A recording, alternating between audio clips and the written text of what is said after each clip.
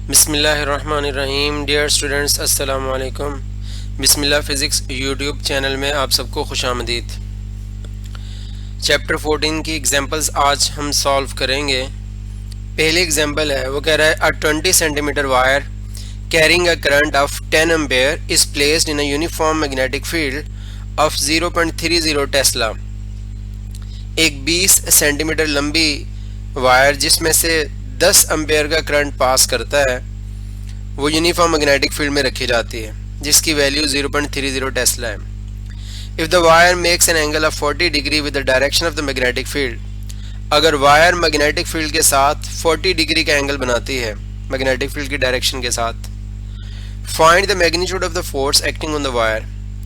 तो फाइंड करें, मालूम करें फोर्स कितनी लग रही है वायर के ऊपर जो मैग्नेटिक फील्ड की वजह से लग रही है।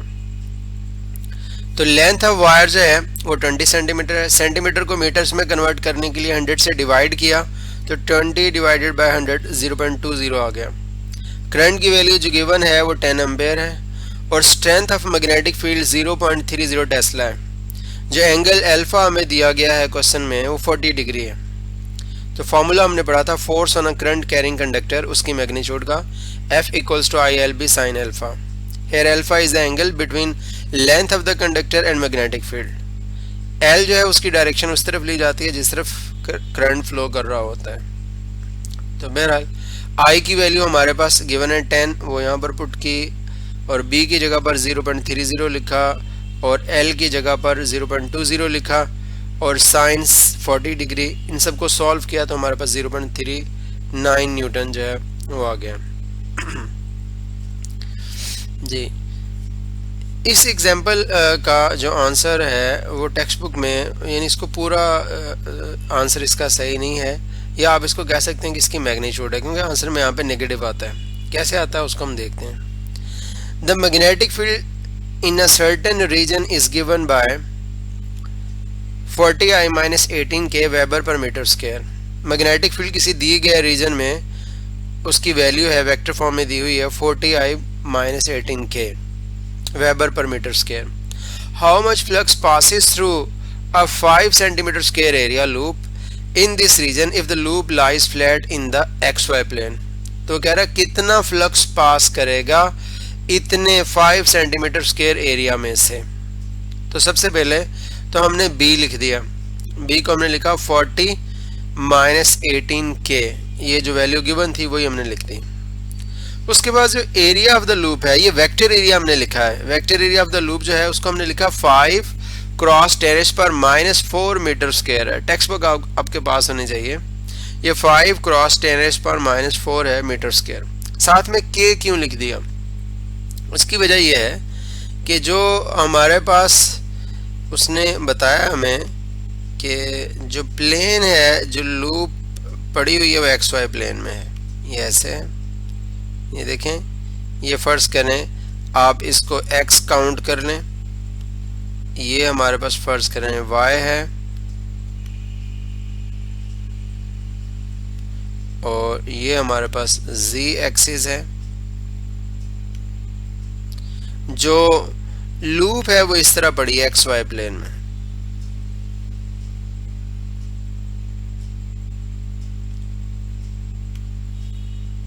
ये XY प्लेन में इस तरह लूप पड़ी है।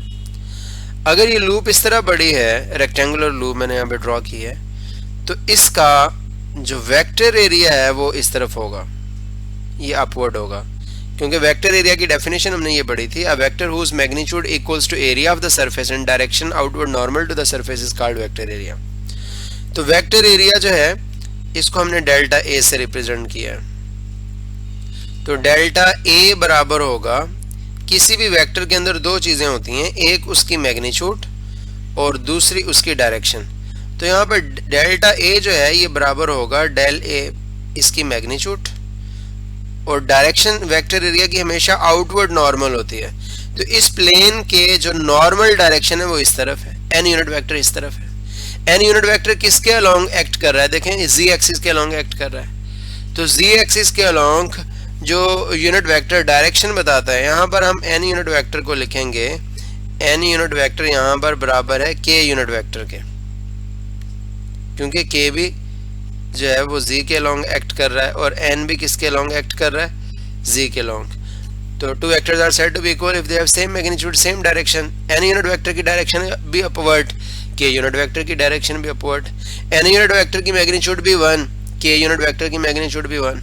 तो इसलिए हम यहाँ पर वेक्टर एरिया में इधर एन यूनिट वेक्टर लिखने की बजाय क्या लिख सकते हैं, के यूनिट वेक्टर लिख सकते हैं। डेल ए की वैल्यू उसने दी हुई है 5 सेंटीमीटर स्क्वायर, तो हम लिखेंगे 5 सेंटीमीटर स्क्वायर इंटू के यूनिट वेक्टर। तो ये यहाँ पर हमने किया है, ये देखिएगा यहाँ पर 5 सेंटीमीटर स्क्वायर और साथ में के यूनिट वेक्टर। आप कह रहे होंगे यहाँ पर तो क्रॉस 10⁻⁴ है, तो भाई सेंटीमीटर को मीटर में कन्वर्ट करना हो तो मल्टीप्लाइड बाय 10⁻⁻² लिखते हैं। सेंटीमीटर स्क्वायर को मीटर स्क्वायर में कन्वर्ट करना हो तो मल्टीप्लाइड बाय 10⁻⁴ लिखते हैं। तो यहाँ पर चूंकि सेंटीमीटर स्क्वायर था, ऐसे यूनिट एरिया का मीटर स्क्वायर है, तो उसमें कन्वर्ट कर लिया, 5 क्रॉस 10⁻⁴ मीटर स्क्वायर कर दिया और साथ में के यूनिट वेक्टर आ गया। के यूनिट वेक्टर क्यों आ गया, क्योंकि ये एरिया था और इसका वेक्टर एरिया जो है वो जी एक्सिस के लॉन्ग एक्ट कर रहा है, इसलिए हमने यहाँ पर के यूनिट वेक्टर लिख दिया। वो मैंने यहाँ पर डायग्राम में एक्सप्लेन किया। तो मैग्नेटिक फ्लक्स क्या होता है, the dot product of magnetic field B and vector area A. यहाँ पर वेक्टर एरिया को डेल्टा ऐसे रिप्रेजेंट किया, तो बी की वैल्यू क्या है 40i - 18 के, ये हमने लिख दी, और डेल्टा ए की वैल्यू हमारे पास 5 क्रॉस 10⁻⁴ और साथ में मीटर स्क्वायर के यूनिट वेक्टर, तो वो हमने लिख दिया। अब इसमें स्टूडेंट्स जो मिसिंग होता है, जो टर्म मिसिंग होती है उसकी हम वैल्यू 0 लेते हैं। तो यहाँ पर आई नहीं है तो आई भी 0 है एरिया में, और यहाँ पर जे भी नहीं है, वो भी 0 है। तो बहरहाल आप अगर इसको लिखना चाहें तो आप इसको ऐसे लिख सकते हैं, ये आप इसको लिख सकते हैं 40i और उसके साथ माइनस ये दिया हुआ है 18k, ये 18k आप लिख सकते हैं, और इसका डॉट प्रोडक्ट जो है वो डॉट हम लेंगे ये वेक्टर एरिया से। वेक्टर एरिया क्योंकि सिर्फ 5 क्रॉस 10⁻⁴ के यूनिट वेक्टर था, तो आई वाला टर्म कितना है, उसका 0 है, तो हम यहाँ पर 0 लिख देंगे, 0i और प्लस हम यहाँ पे लिख देंगे 5 क्रॉस 10⁻⁻⁴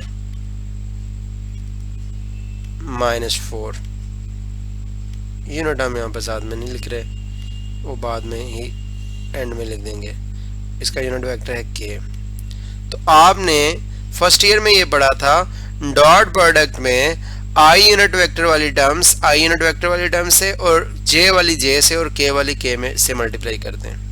डॉट प्रोडक्ट में फर्स्ट ईयर में पढ़ा था, क्योंकि आई वाली टर्म्स को अगर जे से मल्टीप्लाई करें तो वो 0 हो जाता है। तो खैर 40 को 0 से मल्टीप्लाई किया तो 40 × 0 0 आ जाएगा, आई डॉट आई 1, तो 0 × 1 0 ही आ जाएगा, तो वो हमने नहीं लिखा। तो अगर लिखना चाहें तो यहाँ पे हम लिख लेंगे ऐसे 0, 40 × 0 0, और इधर आ जाएगा I dot I unit vector. Minus और प्लस, तो ये माइनस आ जाएगा, और 18 को 5 से मल्टीप्लाई करें तो हमारे पास आ जाएगा 90, तो ये 90 क्रॉस 10⁻⁻⁴ आ जाएगा। और साथ में इधर k डॉट k है, तो k डॉट k स्टूडेंट्स आपको पता है ये 1 के बराबर होता है। तो पहले स्टेप में आप लिख सकते हैं यहाँ पर k unit vector dot k unit vector, ये बराबर हो जाएगा, दरअसल मेरे पास ये मैं इस पे पेंट पे लिख रहा हूँ और वो भी माउस के ज़रिए से, तो बहरहाल k डॉट k जो है वो 1 के बराबर होता है, आई डॉट आई भी 1 इस 0 से मल्टीप्लाई होकर 0 ही हो जाएगा। और यहाँ पर जस्ट हमारे पास रह गया -90 क्रॉस 10⁻⁴, और चूँकि मैग्नेटिक फ्लक्स का यूनिट वेबर है तो साथ में वेबर लिख देंगे। तो ये लिखा 90 क्रॉस 10⁻⁴ वेबर। तो नेगेटिव क्यों लिखा, हमने जस्ट इस मैग्नेटिक फ्लक्स की मैग्नीट्यूड शो कर दी है, डायरेक्शन वैसे नहीं होती, स्केलर क्वांटिटी है। तो ये इस तरह से इसका आंसर आ गया हमारे पास 90 क्रॉस 10⁻⁴ वेपर। इसके बाद नेक्स्ट एग्जांपल है, इस एग्जांपल में वो कह रहा है A solenoid 15 centimeter long has 300 turns of wire. A current of 5 ampere flows through it. एक सोलेनॉइड जो है उसकी लेंथ जो है वो 15 सेंटीमीटर है, तो उसमें नंबर ऑफ टर्न्स हैं वो 300 हैं। सोलेनॉइड से मुराद, इसकी लेंथ से मुराद यहाँ से लेकर यहाँ तक ये वाली लेंथ, सोलेनॉइड की लेंथ जो है वो 15 सेंटीमीटर है और इसमें ये जो चक्करों की तादाद है, टर्न्स की तादाद है, ये 300 है। तो टर्न्स को हम कैपिटल एन से लिखते हैं। हमने लेंथ ऑफ सोलेनॉइड लिखा 15 सेंटीमीटर, मीटर में कन्वर्ट करने के लिए 100 से डिवाइड किया, 15 डिवाइडेड बाय 100 0.15 आ गया। टोटल नंबर ऑफ टर्न्स इसके 300 है। करंट जो है वो 5 एम्पेयर है। Permeability of free space mu naught की वैल्यू कांस्टेंट है 4 pi cross 10⁻⁷ weber per ampere per metre होती है। तो क्या फाइंड करना है उसमें, वो कह रहा है कि what is the magnitude of the magnetic field inside the solenoid. Solenoid के अंदर मैग्नेटिक फील्ड की जो मैग्नीट्यूड है वो फाइंड करनी है। तो सोलेनॉइड का फॉर्मूला था B = μ0 Ni, लेकिन हमें n की वैल्यू फाइंड करनी है पहले। तो n किसके बराबर होता है, स्मॉल n बराबर होता है कैपिटल N/L के।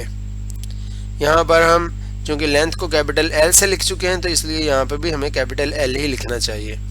तो बहरहाल कैपिटल N की वैल्यू 300 है, वो लिख दी, और यहाँ पर कैपिटल L जो लेंथ ऑफ सोलेनॉइड है वो 0.15 मीटर में है, वो हमने लिख दी। इन दोनों को डिवाइड किया तो हमारे पास आंसर आ गया 2000 टर्न्स पर मीटर। ये स्मॉल n की वैल्यू आ गई। अब म्यू नॉट की जगह पर 4 पाई क्रॉस 10⁻⁷ लिखेंगे, स्मॉल n की जगह पर 2000 लिख देंगे, I की जगह पर 5 लिख देंगे, तो टेस्ला में हमारा आंसर आ जाएगा। ये यहाँ पर सारी वैल्यूज पुट करके इनको आपस में मल्टीप्लाई किया तो हमारे पास आंसर आया 1.3 cross 10⁻² weber per metre square भी लिख सकते हैं। इसके 3 यूनिट हमने पढ़े थे। B का unit 1.3 cross 10⁻² weber per metre square भी लिख सकते हैं। इसका यूनिट आप जो है वो टेस्ला भी लिख सकते हैं, और इसका यूनिट आप न्यूटन पर एम्पेयर पर मीटर भी लिख सकते हैं। ये तीनों B के यूनिट है। गाउस भी एक यूनिट है, और गाउस को मैंने एक्सप्लेन किया, उसका लेक्चर मैं अलहदा से आज के लेक्चर के साथ जो है वो सेंड करूंगा। आप लोग ये भी देख लेंगे कि 1 टेस्ला 10⁻⁴ गाउस के बराबर होता है। वो कैसे होता है वो मैंने अलहदा से उसको प्रूव किया है, वो देख लेंगे।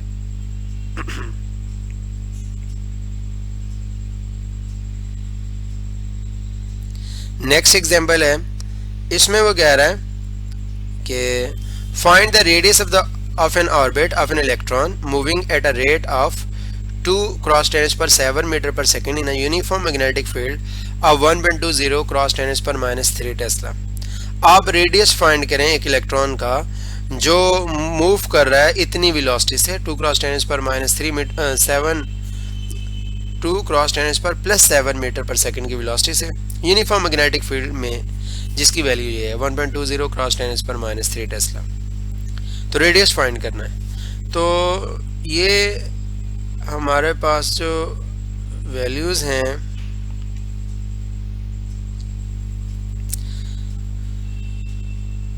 इलेक्ट्रॉन जो है वो सर्कल में मूव कर रहा है। ऐसे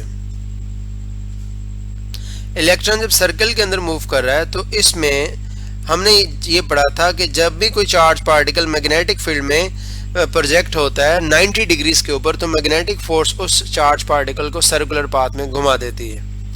तो यहाँ पर मैग्नेटिक फोर्स जो है वो बराबर है किसके, मैग्नेटिक फोर्स बराबर है सेंट्रीपिटल फोर्स के, क्योंकि मैग्नेटिक फोर्स सेंट्रीपिटल फोर्स का काम कर रही है। तो हम लिखेंगे FB = FC।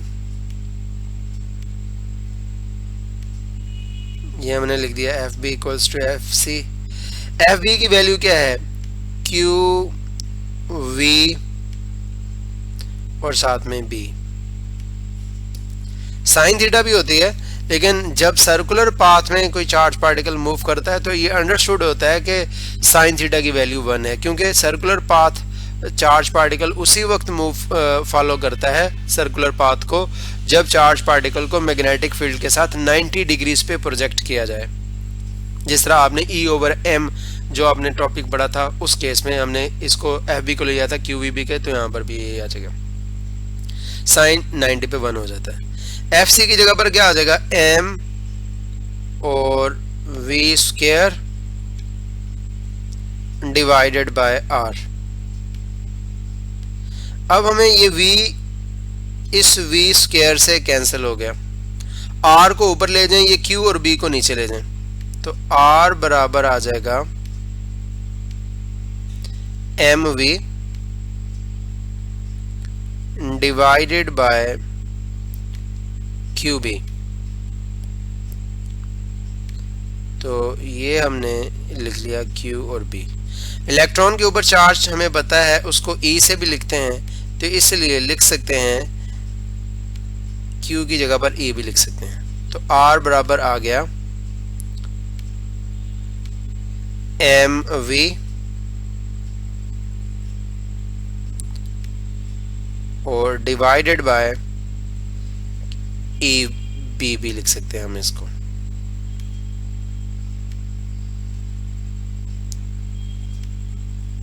मैग्नेटिक फील्ड, तो यही फॉर्मूला यहाँ पर डायरेक्ट लिखा हुआ है, M V over A B, radius का फॉर्मूला। अब m की वैल्यू हमें पता है, इलेक्ट्रॉन का मास होता है 9.11 क्रॉस 10 पर -31 kg। वेलोसिटी गिवन है, डाटा में हमने लिख दी थी 2 क्रॉस 10 पर 7, वो लिख दी। उसके बाद चार्ज ऑन इलेक्ट्रॉन, ये भी अंडरस्टूड है, सबको पता है 1.61 क्रॉस 10 पर -19 होता है। राउंड ऑफ करके समटाइम हम 1.6 भी लिखते हैं, एक्सपोनेंट -19। और उसके साथ मैग्नेटिक फील्ड दी हुई है, कितनी दी हुई है, 1.20 क्रॉस 10 पर -3। तो ये इस डाटा में भी हमने लिख दी, यहाँ पर वैल्यू पुट कर दी। इन सबको सॉल्व किया, ऊपर वाले मल्टीप्लाई किए, फिर नीचे वाले डिनोमिनेटर वाले आपस में मल्टीप्लाई किए, फिर डिवाइड कर दिया, तो हमारे पास आंसर आया 9.43 क्रॉस 10⁻⁻² मीटर। इसके बाद जो है नेक्स्ट न्यूमेरिकल है 14.5 है, alpha particles ranging in speed from 1000 metre per second to 2000 meter per second enter into a velocity selector where the electric intensity is 300 volt per meter and the magnetic induction 0.20 Tesla. Which particle move undeviated through the field? कह रहा है alpha particle जो है उनकी velocities हैं वो 1000 metre पर second से 2000 मीटर पर सेकंड तक है। एक वेलोसिटी सिलेक्टर में हम उनको प्रोजेक्ट करते हैं, ये वेलोसिटी सिलेक्टर दिखाया गया है। यहाँ पर मैग्नेटिक फील्ड इनसाइड प्रोवाइड की गई है, आप ये ध्यान में रखें, मैग्नेटिक फील्ड, एक मिनट, ये इनसाइड नहीं आउटसाइड प्रोवाइड की गई है इसमें, इस वजह से यहाँ पर फोर्स डाउन आउटवर्ड लग रही है। अगर मैं इसको यहाँ पर पेंट में शो करूँ तो ये इस तरह से बनेगा। ये वेलोसिटी सिलेक्टर जो है ये हमारे पास जी, ये ऐसे, सॉरी, ये इधर पॉजिटिव प्लेट है। वेलोसिटी सिलेक्टर में पॉजिटिव और जो इलेक्ट्रिक फील्ड और मैग्नेटिक फील्ड्स आपस में परपेंडिकुलर होती हैं। ये इलेक्ट्रिक फील्ड है, अपर साइड से लोअर साइड की तरफ एक्ट कर रही। मैं एक साइड से शो कर देता हूँ जस्ट, ये इलेक्ट्रिक फील्ड की डायरेक्शन है। मैग्नेटिक फील्ड यहाँ पर आउटवर्ड है, तो आउटवर्ड के लिए आप देख रहे होंगे मैं क्या लगा रहा हूँ, डॉट्स लगा रहा हूँ। अगर इनवर्ड होती तो मैं उसके लिए क्या लगाता, क्रॉस लगाता। तो ये uniform magnetic field outward act कर रही है। ये मैं ज़रा डॉट्स लगाकर जो है वो इसको मैग्नेटिक फील्ड को शो कर रहा हूँ। ये जो डॉट्स हैं इसका मतलब मैग्नेटिक फील्ड यहाँ पर आउटवर्ड एक्ट कर रही है। ये एक पार्टिकल मूव करता है, जब ये पार्टिकल मूव करता है तो अल्फा पार्टिकल पे पॉजिटिव चार्ज होता है। तो अब इसके ऊपर जो इलेक्ट्रिक फोर्स लग रही है, पॉजिटिव को रिपेल कर रहा है, नेगेटिव अट्रैक्ट कर रहा है, तो इसके ऊपर इलेक्ट्रिक फोर्स लगेगी डाउनवर्ड और मैग्नेटिक फोर्स इसके ऊपर लगेगी अपवर्ड। लेकिन अपवर्ड मैग्नेटिक फोर्स के लिए ज़रूरी है कि यहाँ पर ये मैग्नेटिक फील्ड जो है वो इनवर्ड हो। सॉरी, ये आउटवर्ड नहीं होगा, एक मिनट में इसको दोबारा देख लेता हूँ। इसमें इसने अल्फा पार्टिकल को रिप्रेजेंट किया है, अल्फा पार्टिकल्स के ऊपर, ठीक है। ये अल्फा पार्टिकल राइट से फिर लेफ्ट मूव करेंगे, तब ये सिचुएशन अटेन होगी जो इसने दी है। ये अल्फा पार्टिकल्स जो हैं ये इस तरफ जा रहे हैं, एक मिनट, कंट्रोल, और ये इस साइड पे नहीं जा रहा है, ये उसने शो किया कि ये अल्फा पार्टिकल्स हैं इधर मूव कर रहे हैं, तब ये कंडीशन अटेन हो जाएगी जी। अल्फा पार्टिकल्स की वेलोसिटी ये है। अब वेलोसिटी इस तरफ है, वेलोसिटी इस तरफ, और मैग्नेटिक फील्ड जो है वो मेरी तरफ है। अगर आपको ये नजर आ रहा हो तो इस तरह राइट हैंड रूल अप्लाई करेंगे। वेलोसिटी इस तरफ, मैग्नेटिक फील्ड आउटवर्ड है, तो मैग्नेटिक फोर्स किधर लगेगी? अपवर्ड लगेगी, ये इस डायरेक्शन में। मैग्नेटिक राइट हैंड रूल लगाएंगे तो मैग्नेटिक फोर्स एफ बी, जिसे हम EVB भी कहते हैं या QVB भी कहते हैं, वो एक्ट करेगी अपवर्ड, और जो इलेक्ट्रिक फोर्स है वो एक्ट कर रही है डाउनवर्ड। दोनों फोर्सेस बराबर हैं। मैं फिर रिपीट कर रहा हूं, यहाँ पे अल्फा पार्टिकल इधर से इस तरफ जा रहे हैं इस कंडीशन में। मैग्नेटिक फील्ड जो है वो आउटवर्ड एक्ट कर रही है, डॉट से हम उसको मेंशन करेंगे, बुक ने मेंशन नहीं किया। अब वो कह रहा है कि कौन से अल्फा पार्टिकल बिल्कुल स्ट्रेट पास कर जाएंगे, तो ये अल्फा पार्टिकल सिर्फ वही स्ट्रेट पास करेंगे जिनमें ये मैग्नेटिक फोर्स इलेक्ट्रिक फोर्स के बराबर हो जाएगी। तो हम इसको ऐसे लिखते हैं, FB इक्वल्स टू FE, दोनों फोर्सेस बराबर, जिनकी जो फोर्सेस जब ये बराबर होंगी इलेक्ट्रिक और मैग्नेटिक तो एक दूसरे को कैंसिल कर देंगे। FB की वैल्यू है EVB, इसको QVB भी कहते हैं। यहाँ पर अल्फा पार्टिकल्स के लिए हमने इसको लिख दिया EVB,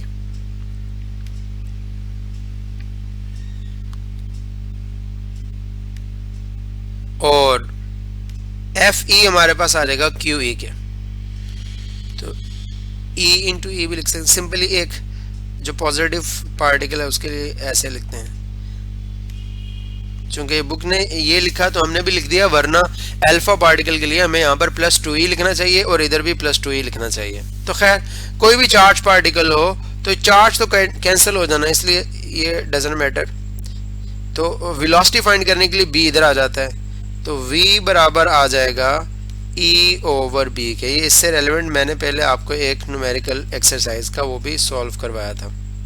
तो यहाँ पर आ जाएगा v इक्वल्स टू E/b। मैं फिर रिपीट कर रहा हूँ, अगर हम पर्टिकुलरली अल्फा पार्टिकल के लिए लिखें तो यहाँ पर हमारे पास अल्फा पार्टिकल के ऊपर चार्ज होता है 2e, यहाँ पर भी 2 आएगा, यहाँ पर भी 2 आएगा, तो ये आपस में 2e से कट जाएगा, VB इक्वल्स टू E आ जाएगा। अल्फा पार्टिकल्स के ऊपर +2e चार्ज होता है, तो v बराबर आ जाएगा E/b के। तो ये हमारे पास फॉर्मूला आ जाएगा v equals to E/b। E हमें दिया हुआ है 300 न्यूटन पर कूलम, इसको न्यूटन पर कूलम भी कह सकते हैं, वोल्ट पर मीटर भी, दोनों इसके यूनिट है, और b की जगह पर 0.20 वो हमने लिख दिया। अब देखें यहाँ पर टेस्ला लिखा है और यहाँ पर हमने न्यूटन पर एम्पेयर पर मीटर लिखा है। मैंने आपको बताया दोनों यूनिट है, इनको डिवाइड किया तो हमारे पास 1500 आंसर आया। तो इसका मतलब ये है कि ये जो पार्टिकल्स इस तरफ जा रहे हैं वो 1500 मीटर पर सेकंड वेलोसिटी वाले पार्टिकल्स हैं, वेलोसिटी सिलेक्टर में सिलेक्ट होंगे, और बकिया पार्टिकल्स हैं वो इधर उधर डेविएट कर जाएंगे, वो स्ट्रेटली मूव नहीं कर पाएंगे, क्योंकि सिर्फ वही अल्फा पार्टिकल्स जिनकी वेलोसिटी 1500 मीटर पर सेकंड होगी, उन पार्टिकल्स पे ऊपर लगने वाली इलेक्ट्रिक फोर्स और नीचे लगने वाली मैग्नेटिक फोर्स दोनों बराबर होंगी, एक दूसरे को कैंसिल कर देंगे। तो ये सिंपल पॉजिटिव चार्ज के लिए लिखी हुई है इक्वेशन। अल्फा पार्टिकल्स के लिए लिखेंगे तो यहाँ पर +2e इंटू कैपिटल E आ जाएगा, और यहाँ पर भी b और +2e इंटू v आएगा। तो ये सिंपल एक जो प्रोटॉन आप कह लें उसके लिए ये यहाँ पर डायग्राम जो है वो शो की गई है। तो बहरहाल मैंने एक्सप्लेन कर दिया है। तो नेक्स्ट है, आखिरी एग्जाम्पल है।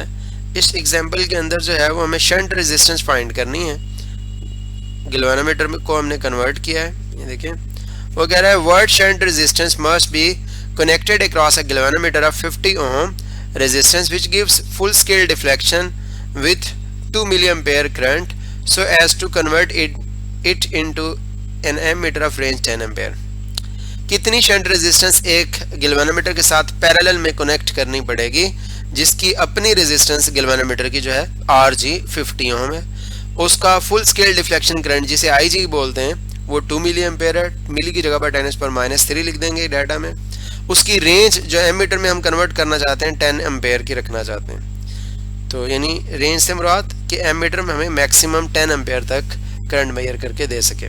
तो रेजिस्टेंस ऑफ गैल्वेनोमीटर लिख दी। Current for full scale deflection 2 milliampere, milli की जगह पर 10⁻³ लिख देंगे, डाटा में ऐसे पुट करेंगे। और करंट टू बी मेजर्ड यानी मैक्सिमम जो रेंज है इसकी वो 10 एम्पेयर है, मैक्सिमम इतना करंट ये एमीटर जो है वो मेजर कर सकता है। शंट रेजिस्टेंस का फॉर्मूला था IG/RG over I minus IG। IG की जगह पर 2 क्रॉस 10⁻³ लिख दिया। देखिए यहाँ पे -3 नहीं लिखा, लेकिन इधर हमने लिख दिया। RG की जगह पर मल्टीप्लाई करके हमने 50 लिख दिया। इसको ऊपर भी लिख सकते हैं। और I की जगह पर 10 और IG की जगह पर 2 क्रॉस 10⁻³ तो 2 क्रॉस 10⁻³ को 50 से मल्टीप्लाई किया और इन दोनों को आपस में सब्ट्रैक्ट किया, फिर इनको आपस में डिवाइड कर लिया, तो हमारे पास आंसर आया 0.01। तो स्टूडेंट्स इस तरह ये सारी एग्जांपल्स जो हैं वो हमने सॉल्व कर ली हैं। तो इसके साथ टेस्ला और गास का रिलेशन भी मैं साथ में सेंड कर रहा हूँ, उसको भी आप लोग जो है देख लेंगे। अल्लाह हाफिज़।